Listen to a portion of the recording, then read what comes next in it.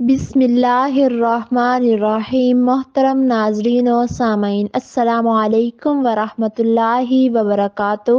جمعہ کا دن اور 3 کام کرنے والا بغیر حساب و کتاب کے جنت میں داخل ہوگا۔ جمعہ کا دن نہایت ہی اہم فضیلت اور برکت والا دن ہے۔ جمعہ کے دن کی فضیلت سے ہم بحیثیت مسلمان واقف ہیں، اور ہم جب بھی کوئی اہم کام کرنا چاہتے ہیں تو ہم وہ کام جمعے کے دن کرنا پسند کرتے ہیں، تاکہ جمعے کی برکت سے ہم کامیابی حاصل کر سکیں۔ یہ اس قدر مبارک دن ہے کہ اللہ تبارک و تعالیٰ کا ذکر اور تسبیح کرنے والا پہاڑ، پرند اور چرند، درخت، انسان پڑھتا ایک لفظ ہے، یعنی کہ تسبیح ایک کرتا ہے، لیکن اس کا درجہ 10 گنا ہوتا ہے۔ اس دن کی فضیلتیں اور برکتیں تمام علماء کرام نے بیان کی ہیں اور واضح کی ہیں۔ حضرت ابو ہریرہ رضی اللہ تعالی عنہ آپ صلی اللہ علیہ وآلہ وسلم سے روایت کرتے ہیں کہ اللہ تعالیٰ نے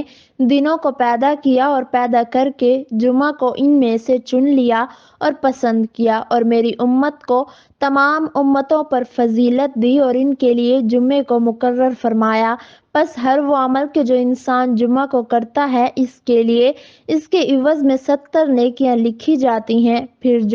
پھر جو روز جمعہ یا شب جمعہ کو مرتا ہے، اللہ تبارک و تعالیٰ اس کے تمام اگلے پچھلے گناہ بخش دیتا ہے اور دنیا سے بخشا ہوا نکلتا ہے۔ حدیث مبارکہ ہے کہ اے ایمان والو، جمعہ کے دن جب نماز کی اذان دی جائے تو تم اللہ کے ذکر کی طرف دوڑو اور خرید و فروخت چھوڑ دو، یہ تمہارے حق میں بہت ہی بہتر ہے۔ اگر تم جانتے ہو، جمعۃ المبارک کو جمعہ کی نیت سے غسل کرنا انسان کو ظاہری نظافت کے ساتھ باطنی طہارت بھی دے جاتا ہے۔ جمعہ کے دن جامع مسجد میں اللہ تبارک و تعالیٰ کی بارگاہ میں سربسجود ہونا معمولی سعادت نہیں، یہ اللہ تبارک و تعالیٰ کی عطا اور کرم سے ہے۔ اور جب یہ سعادت نصیب ہونے لگے تو ایک مسلم کو چاہیے کہ وہ پورے اہتمام سے مسجد کی طرف روانہ ہو، اپنے جسم کو صاف کرے اور غسل کر کے پورے ہفتے کی علائشوں سے جسم کو صاف کرے۔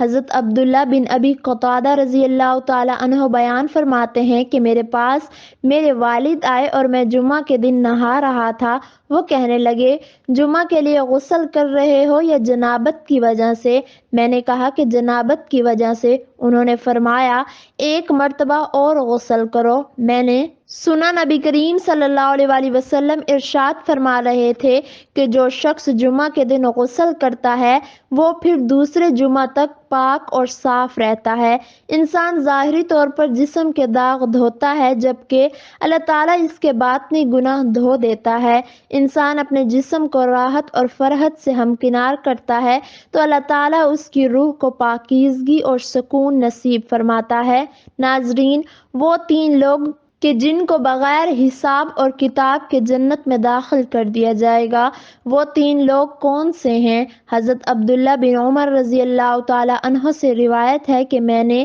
نبی کریم صلی اللہ علیہ وآلہ وسلم کو یہ ارشاد فرماتے ہوئے سنا ہے کہ قیامت کے دن 3 طرح کے لوگوں سے حساب نہ لیا جائے گا اور باقی لوگ حساب دینے میں مصروف ہوں گے، اور یہ 3 لوگ سکون کی حالت میں جنت میں ہوں گے۔ نمبر 1، وہ امام جو لوگوں کو اللہ تبارک و تعالیٰ کی رضا کی خاطر نماز پڑھاتا ہو اور اس کے مقتدی اس سے راضی ہوں۔ تو اللہ تبارک و تعالیٰ ارشاد فرماتا ہے کہ اے فرشتوں، نماز کے امام کے لیے جس نے جمعۃ المبارک والے دن میری رضا کی خاطر دین اسلام کی پیروی کی، حق کی راہ بتائی اور میرے ساتھ کسی اور کو شریک نہیں کیا اور خود بھی میرے آگے جھکا اور مقتدی انسانوں کو بھی میرے آگے جھکایا، اس لیے میں اس سے راضی ہوں، اور بغیر حساب و کتاب کے اس امام کو جنت میں داخل کر دو۔ اور فرشتے اللہ تبارک و تعالیٰ کے حکم کی تعمیل کریں گے اور اس امام کو جنت میں داخل کر دیں گے۔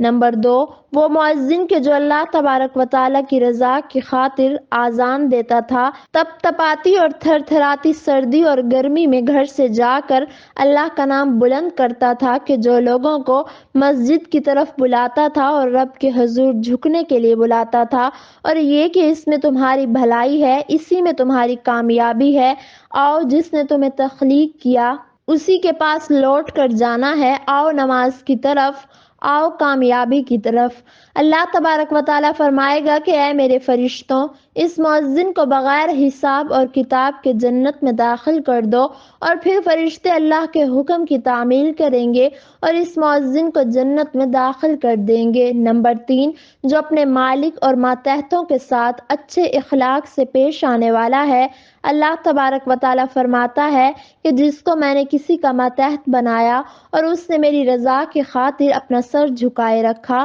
اور اس کے ہر حکم کی تعمیل کی اور ہر بات کو بجا لایا، تو اس لیے میں اس شخص سے راضی ہوں، کیونکہ میں نے اس شخص کو تنگ دستی دی تھی، اس نے شکر ادا کیا۔ دوسرا وہ مالک کہ جو اپنے ماتحتوں پر رحم کرتا تھا، کہ مجھ سے ڈر کر ان سے حسن سلوک سے پیش آتا تھا، وقت پر کھانا دیتا تھا، وقت پر اجرت دیتا تھا اور ان کا خیال رکھتا تھا، اس لیے میں اس سے راضی ہوں، کیونکہ میں نے تو اسے مالدار بنایا تھا، امیر بنایا تھا، لیکن پھر بھی وہ میری اطاعت کر رہا تھا اور مجھ سے ڈر کر اپنے ماتحتوں کے ساتھ پیار اور محبت اور خوش اسلوبی والا معاملہ کرتا تھا۔ اس لیے اے فرشتوں، ان دونوں کو جنت میں داخل کر دو بغیر کسی حساب و کتاب کے۔ فرشتے حکم کی تعمیل کرتے ہوئے جنت میں داخل کر دیں گے۔ ناظرین، جمعہ کے دن اللہ تبارک و تعالی بلند آواز میں ارشاد فرماتا ہے کہ اس دن میں ہے کوئی توبہ اور استغفار کرنے والا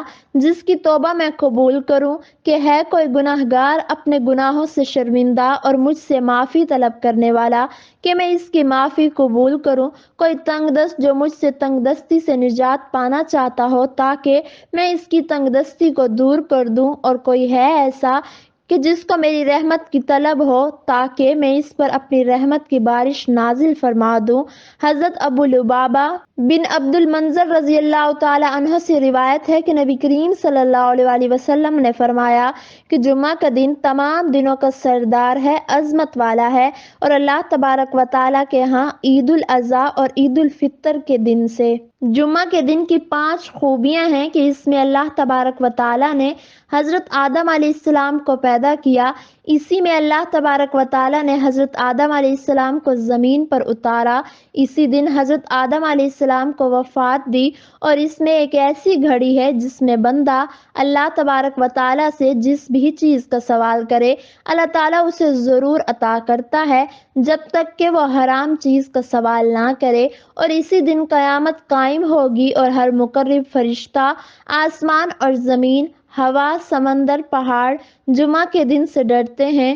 ابن عمر رضی اللہ تعالی عنہ نبی کریم صلی اللہ علیہ وسلم سے روایت کرتے ہیں کہ جو شخص بعد غروب کے شب جمعہ میں 2 رکعت اس طرح ادا کرے کہ ہر رکعت میں 1 بار سورہ فاتحہ اور 15 بار اذا زلزلت الارض پڑھے تو اللہ اس پر موت کو آسان کر دے اور عذاب قبر سے بچائے اور 70 برس کی عبادت کا ثواب ملے گا۔ حضرت ابن عباس رضی اللہ تعالی عنہ نبی کریم صلی اللہ علیہ وسلم سے روایت کرتے ہیں کہ جو شخص جمعہ کے دن ظہر اور عصر کے درمیان 2 رکعت اس طرح ادا کرے کہ پہلی رکعت میں سورہ فاتحہ 1 بار اور آیت الکرسی 1 بار، قل اعوذ برب الفلق 50 بار، اور دوسری رکعت میں سورہ فاتحہ 1 بار اور قل هو اللہ احد 1 بار اور قل اعوذ برب الناس 15 بار پڑھے تو جب تک وہ اپنے رب کو خواب میں اور اپنا مکان جنت میں دیکھ نہ لے گا،